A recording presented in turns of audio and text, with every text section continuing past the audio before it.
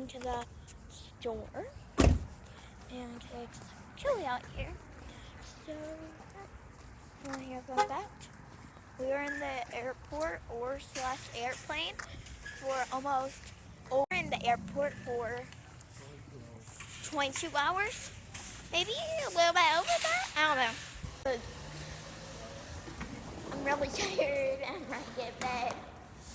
Even though I said a few minutes ago I'm not tired. So we're getting it for my little sister's birthday. Makes a small panda.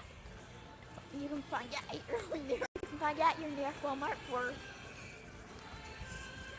$19.88, and I'm having a hard time carrying it. So yeah, I'm really tired. I'll see you at the house. Hey guys, sorry I never closed out last night. I fell asleep in the car, and then I just went to bed. So yeah, I am on my way to go somewhere right now. But I love you all, and I will see you guys Wednesday. And yeah. Also, remember to comment down below what you guys want me to start doing on my YouTube videos. Okay? Also, question of the day is, what's your favorite kind of gum? My favorite kind of gum is probably the new blueberry flavor gum. Or spearmint, like the mint ones.